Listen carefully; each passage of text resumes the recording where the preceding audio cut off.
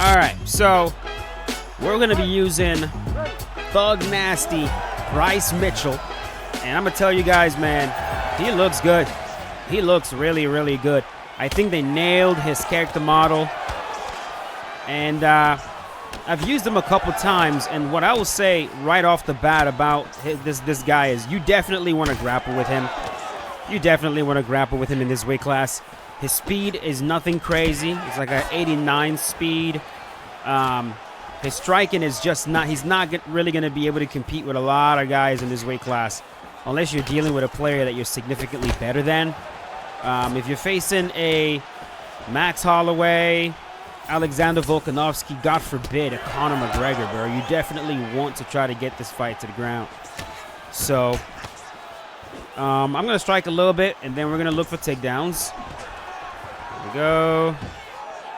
Boom. And his best weapon, of course, is his top game. He's got a top game of, I believe, like a 96, which is pretty good. No. His subs are also pretty good, as we're going to try to get this triangle. Try to lock this in. Struggle, struggle, struggle. No. Figured he was going to go twice. Let's lock it in. I'll just need one more. One more and boy, we'll be done. Of course, we're also testing out the new patch. And I'm going to tell you guys, man, I mean, it's just as expected. I've played a few games right now. Just testing it out. I mean, the stamina is supposed to...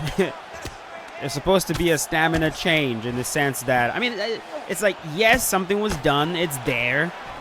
You know, if you squint really hard, you'll be able to notice it. But besides that, it's just not going to be significant enough at all. Based on what they're trying to do. Like, if they're trying to... Okay, bro. The one change that you're going to notice definitely is that right there. That is way better. That is significantly better. The tracking on... with the ground and pound, it's way better. Now ground and pound does not seem like a freaking death sentence. Thank God for that.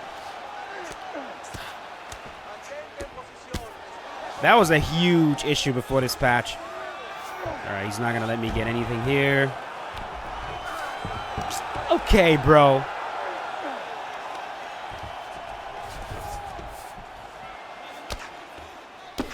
I guess you've become a good grappler, huh? No.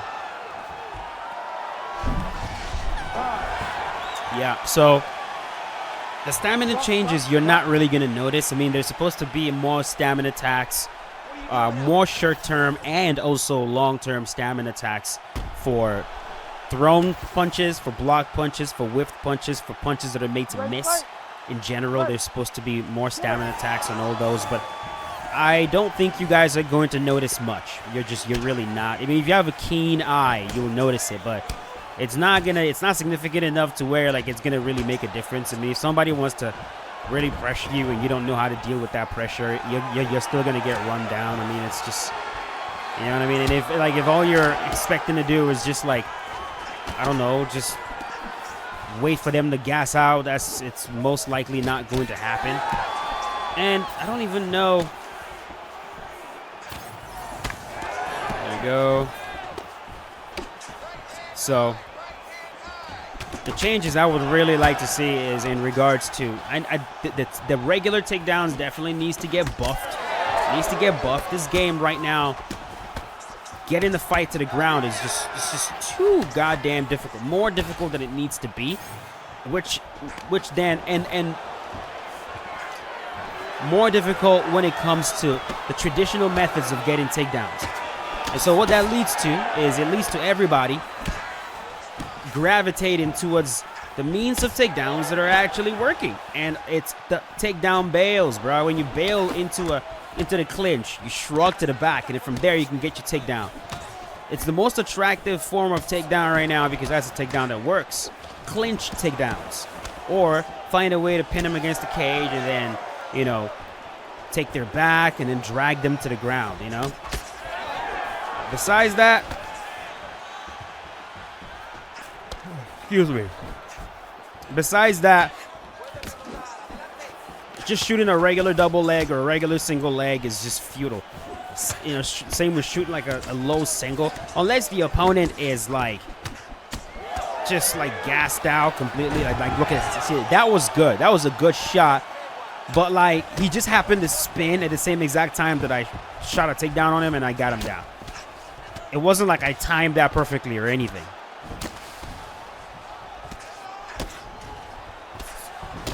Excuse me.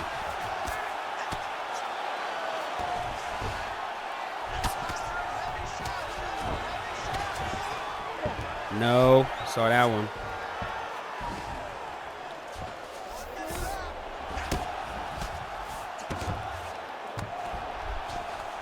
Excuse me. I don't know if I'm getting sick or what.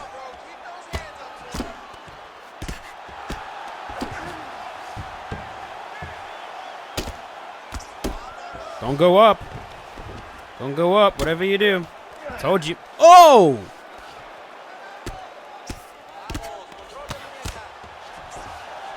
How the hell did I miss that?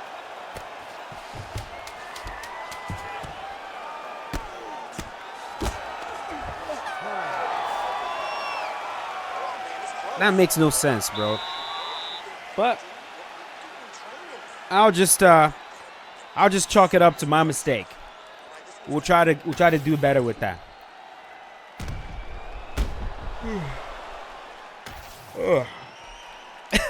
Tired, man. I am tired.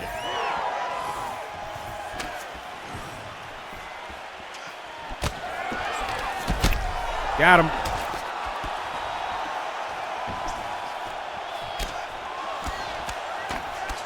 Of course, Bryce Mitchell was not the only fighter that was added to the game.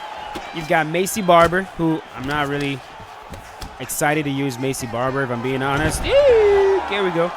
I'm not really excited to use Macy Barber. Joe Pfeiffer, I'm excited to use. Okay, so this whole narrative about Joe Pfeiffer having more punch power than Francis Ngannou. Y'all, like, you guys understand that it's completely unlikely, right? Like, you know that is unlikely. And then you have people, like, showing him knocking people out in, like, the regional scene. And it was like, look at that. That's proof he's got more knockout power than Francis Ngannou. I'm like, really? First of all, it's just unlikely mechanically and physically that he punches harder than Francis. It just doesn't make much sense. A middleweight fighter punches harder than... Yeah, I got you. I got you. I warned you not to do that. Now this fight's over. No. GG's, baby. GG's. It just makes no sense that he would punch harder than Francis. But I guess crazier things have happened before. It wouldn't be the craziest thing we've ever heard. I'm just very skeptical.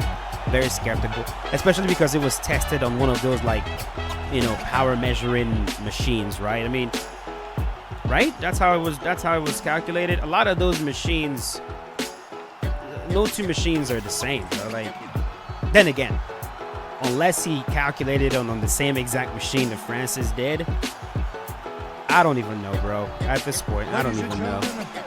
I'm just skeptical, but it could very well be true. I'll just put it this way: if it's true, right? If it's 100% true, I genuinely would not be too surprised, because nothing surprises me anymore in MMA. We've seen all the crazy shit in MMA. Nothing surprises me anymore. So, let's move on.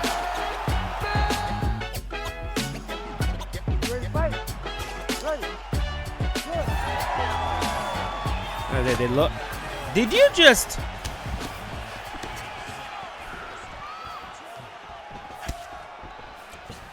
Notorious Ramy.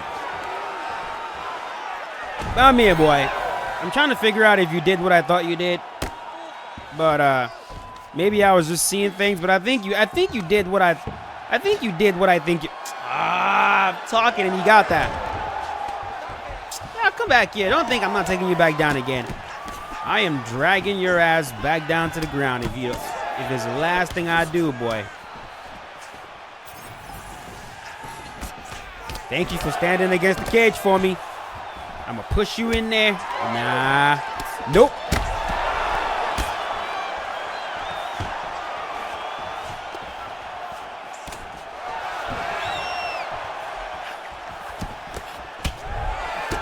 Excuse me.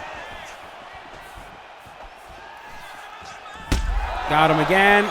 So my problem is that I've given up coffee.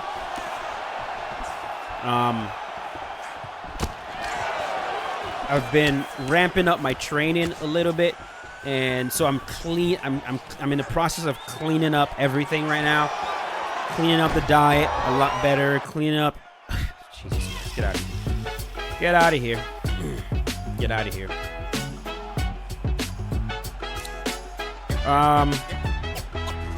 How many matches do I want to do?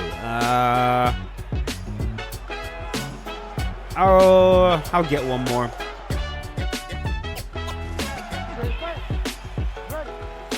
All right, so we're gonna call it a day on this one. We'll call it a day because, like, I genuinely feel myself kind of just fading. But yeah, I am trying to clean things up a little bit, and a lot of times, like, it takes me a few days to like get back into like a cleaner routine, and that routine kind of involves, you know, laying off the caffeine, you know, just no coffee, no alcohol, a lot of protein, fruits, and just all that.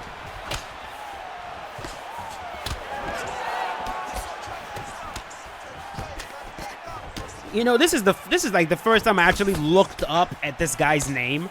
I know who this is. It was like, what the freaking hell's going on? Like, all right, Temp. This guy actually used to be really good. In UFC 5, he's not doing as well. I'm not sure why, but he's not thriving like he used to thrive before. Like, yeah, he used to be good, but now watch him knock me out with Volkanovski. I doubt it, though. Because what's going to happen right here, he's trying to pressure me, but I'm not going to let that happen.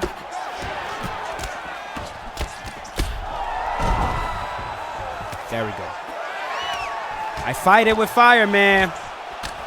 And then I'm going to try to fight him like Cain Velasquez, you know? Fight him like Bryce Mitchell, where strike a little bit and then look for opportunities to drag him to the ground. That side of his, there we go.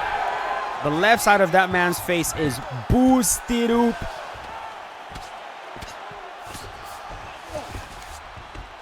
Yeah, so we're gonna be ramping up training a little bit. I'm thinking about competing in a couple months or so. I haven't competed in a long time, and I've just gotten so much better. I want to see how I do.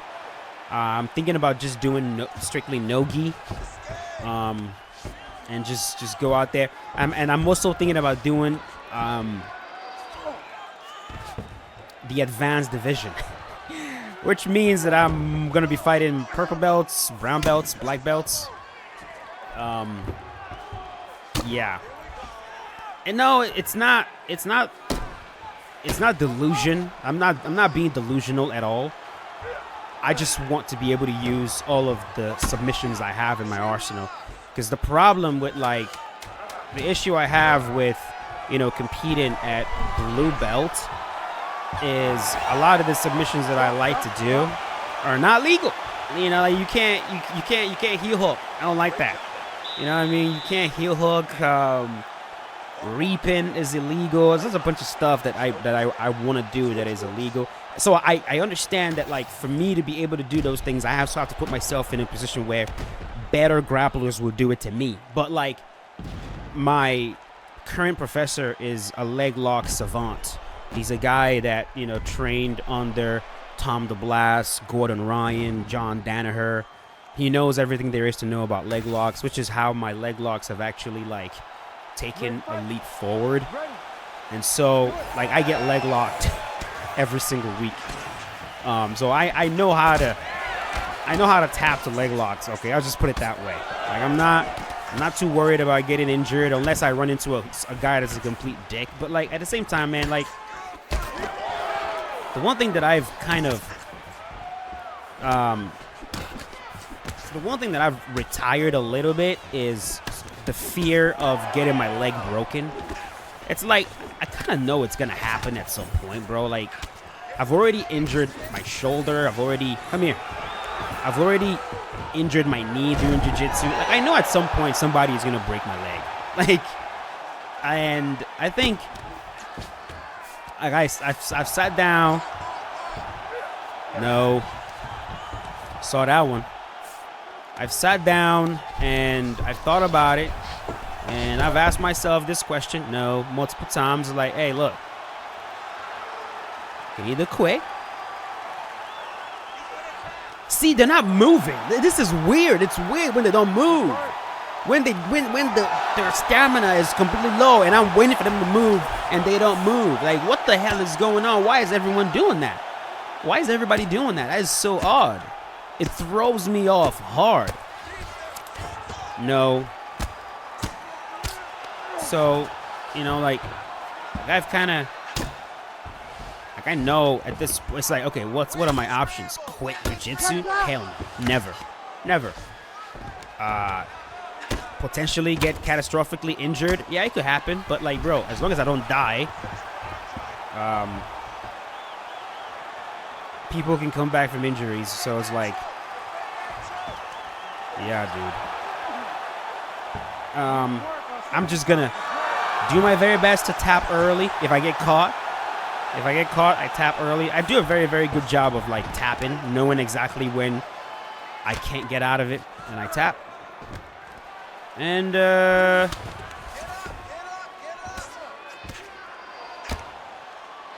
if I run into someone who's a complete dick bag, oh come on, man, and they decide to freaking break my shit, oh well, I guess I signed up for it. I won't be happy, of course. I would look at them like, you didn't need to do that, bruh, but you know, I knew the risks going in, and I will accept the consequences. That's just the way it goes.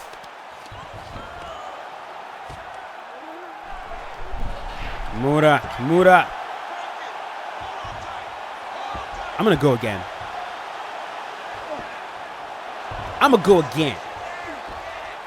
Huh? How about I go again, nigga?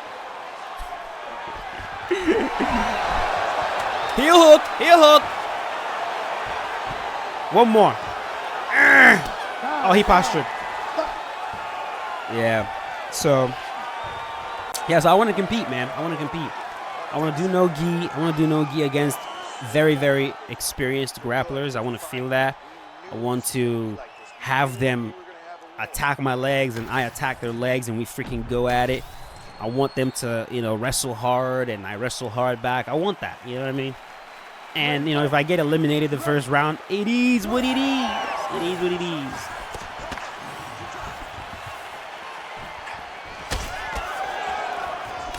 So, I'm thinking that's the move. That's the move.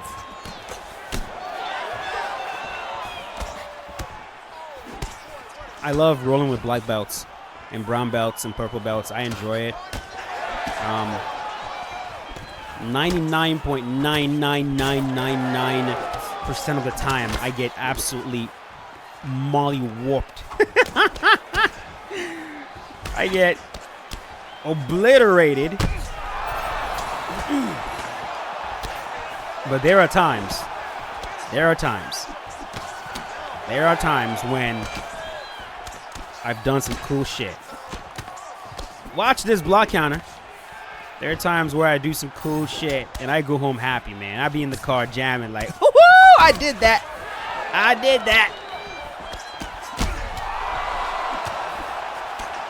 Nothing feels better than having, you know, a black belt tell you, look, you probably should get promoted. I'm like, no, No. No. That was an off day for you. And this was me at my absolute best. So no. But it still feels good. Feels good. Feels pretty fucking good. Like, I'll tell you this, man. It's a better feeling to have someone tell you, yo, you should get promoted, as opposed to somebody saying, you got promoted? There's some people, man, when they get their freaking brown belt or their purple belt, the rest of us are just like, okay. On bar. And I'm going to go for it right away. Oh. The camera. Hold him right there. When you go for the on bar and the camera starts to circle, there's a part where it hides the animation where you dig for the arm. If you go for the on bar right away, it hides it and they don't even know that you go for it. Oh my God, man. The camera in UFC 5 is the worst one we've seen yet. The worst. It is terrible. Terrible. But, yeah, man, we are going to leave it at that. Ladies and gentlemen, that was enjoyable. That was fun. Sorry I just rambled all over the place, but I do that all the time, especially to try to keep myself from going to sleep. It really does help, to be honest. When I get my brain thinking about something else besides, like, the game, it really helps me stay awake. So I hope y'all don't mind me rambling all over the place. I hope some of you might even find it enjoyable. I hope so. Fingers crossed. But yeah, thanks for watching. You guys are amazing. I'll see you guys later. Peace out. Have a good one.